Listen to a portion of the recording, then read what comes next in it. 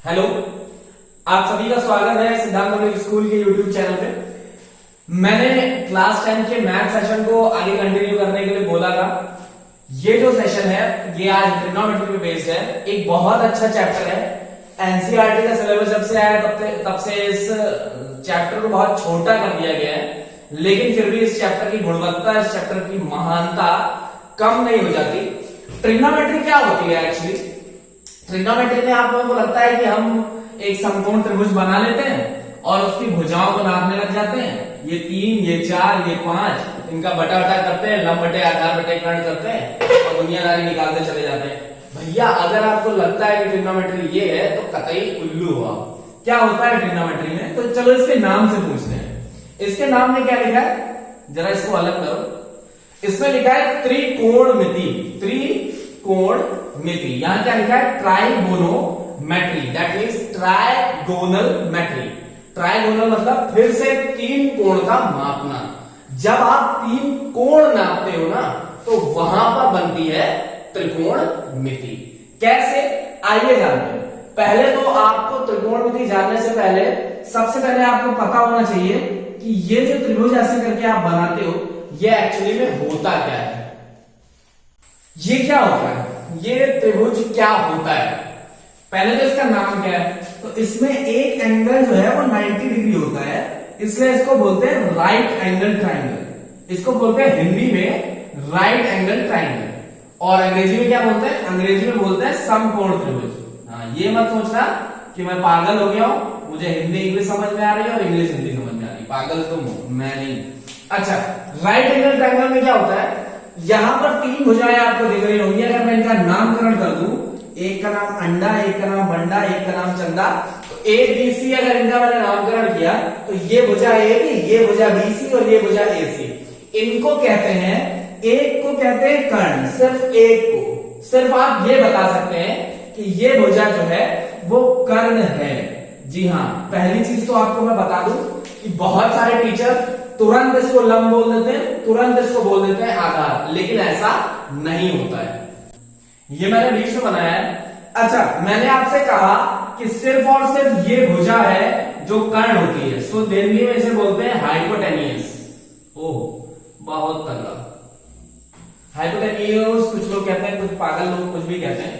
Hypo समझ में आता है, उसके आगे कुछ समझ में नहीं आता। ये होता है कर्ण। क्यों? आप इसको ऐसे समझे कि जो 90 अंश के सामने की भुजा होती है वो कर्ण होती है। सिर्फ और सिर्फ समकोण त्रिभुज में एक ही भुजा डिफाइंड होती है और वो होती है 90 डिग्री के सामने की भुजा। ये जो दोनों बाकी भुजाएं होती हैं ये आपस में बदलती रहती हैं। अच्छा, ये कैसे?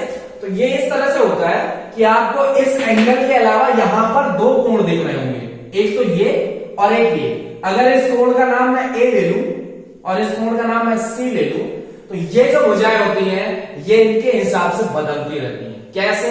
आप एक बात ध्यान से सुनिए। आप जब सम सॉल्व करते होंगे तो वहां पर कभी आता होगा साइन ए। अभी मैं इसके बारे में भी बताऊंगा, ज्यादा दिमाग चलाने की जरूरत नहीं है, जितना मैं बोल रहा हूं सिर्फ उतना सुनिए। और आता होगा साइन बी और आता होगा साइन सी। ये जो बदल रहा है ना, यही तो कोण है, यही तो आपको त्रिकोणमिति में पढ़ना है। यही कोणों के बारे में तो मैंने शुरुआत में बताया कि इन्हीं को तो नापना आपको सीखना है। तो अगर आप पहले से रिजिड हो जाएंगे और ये मान लेंगे कि ये परपेंडिकुलर है, ये बेस है, ये लंब है और ये आधार है, तो आप सवालों को समझने से ज्यादा रटने के पीछे पड़ जाएंगे और यहीं पर आपसे होगी गलती। अब आप एक चीज को ध्यान में रखिए, मैंने आपसे कहा कि 90 अंश के सामने की भुजा कर्ण, तो कोण के सामने की जो भुजा होगी, ये जो बचे कोण है उनकी बात कर रहा हूं मैं, इन बचे हुए कोणों के सामने की जो भुजा होगी उसे कहेंगे लंब, उसे कहेंगे परपेंडिकुलर। चाहे जौन से दिमाग में गुजर लो, छोटे दिमाग में, बड़े दिमाग में, चाहे ना गुजरना हो वहां गुजर लो। जो कोण के सामने की भुजा होगी वो होगी परपेंडिकुलर, और जो तीसरी भुजा बची वो होगी आधार यानी बेस। कैसे? मैंने यहां लिखा साइन सी। क्या लिखा?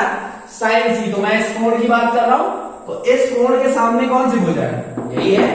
अब ये होगी लंब, अब ये होगी परपेंडिकुलर। बात समझ में आई आपको? और बची कौन सी? ये बचा बेस यानी आधार। तो कोण में 3 भुजाएं होती हैं, कर्ण, लंब और आधार। समकोण त्रिभुज में 3 भुजाएं, कर्ण, लंब और आधार। कर्ण कैसे निकलेगी?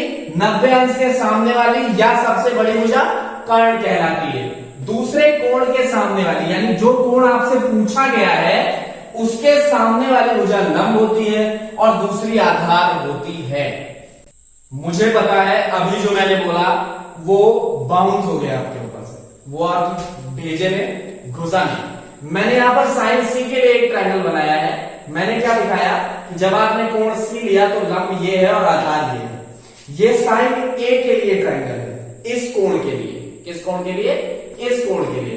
कर्ण तो वही रहेगा, हाइपोटेन्यूस वही रहेगा जो पहले था, लेकिन इस कोण के सामने भुजा कौन सी है? ये वाली है।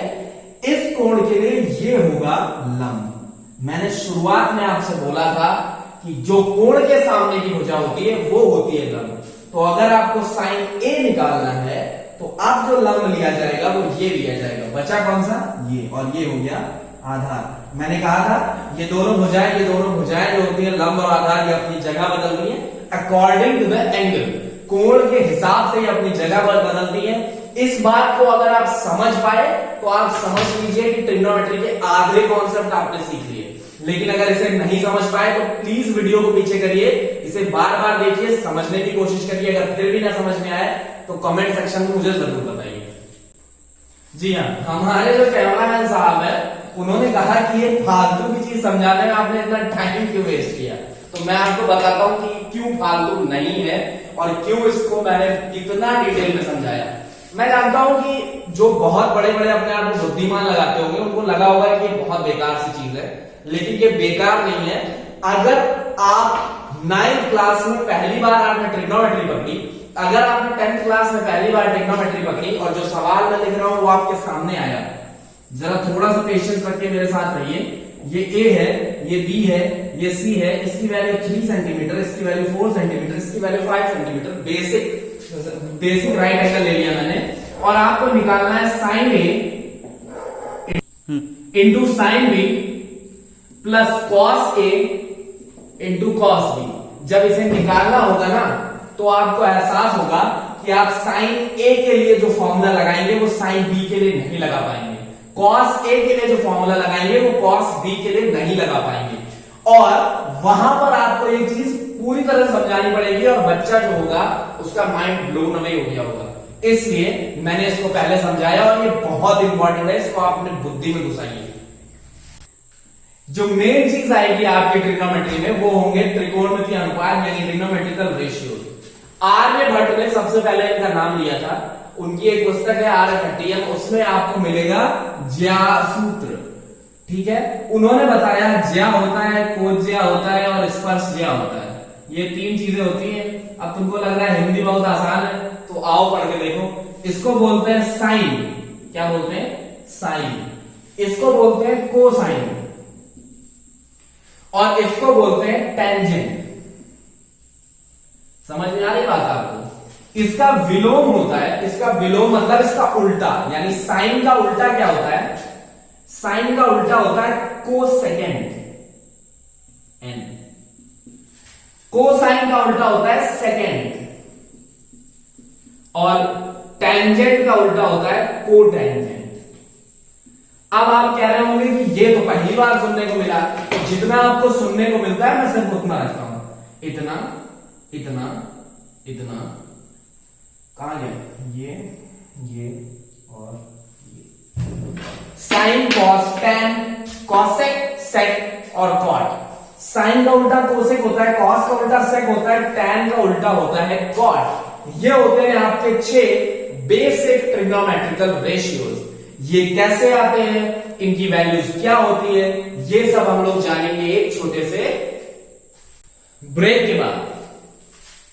ये था आज का ट्रिग्नोमेट्री का पहला सेशन। मुझे उम्मीद है कि आपको बहुत अच्छा लगा होगा। मैंने बहुत नई चीजें बताने की कोशिश की है जो आप लोगों ने ट्रिग्नोमेट्री में नहीं सुनी होंगी या सुनी भी होंगी तो भी प्लीज, मैंने मेहनत बहुत की है, मुझे बहुत चिल्लाना पड़ता है इन वीडियोस को बनाने के लिए। तो प्लीज अपने आसपास के लोगों को सब्सक्राइब जरूर करवाएं चैनल। मैं सब्सक्राइब पर सबसे ज्यादा जोर दे रहा हूं क्योंकि वो एक चीज होती है जो आप चैनल को जब ओपन करते हैं तो दिखता है, सब्सक्राइबर्स जो होते हैं वो सबसे ऊपर दिखते हैं। तो प्लीज चैनल को सब्सक्राइब करवाएं, ज्यादा से ज्यादा लोगों के साथ जुड़े। हम लोग फिर मिलेंगे इसी टाइम पर ट्रिग्नोमेट्री का नेक्स्ट पार्ट लेके, और बहुत अच्छा पार्ट होने वाला है, तो इसलिए प्लीज चैनल के साथ जुड़े रहें, वीडियो को लाइक शेयर और सब्सक्राइब करें, घर पे रहें, सुरक्षित रहें और देखते रहें सिद्धांत पब्लिक स्कूल का ऑफिशियल चैनल। चैनल को सब्सक्राइब करें और रेगुलर अपडेट्स के लिए बेल आइकन को जरूर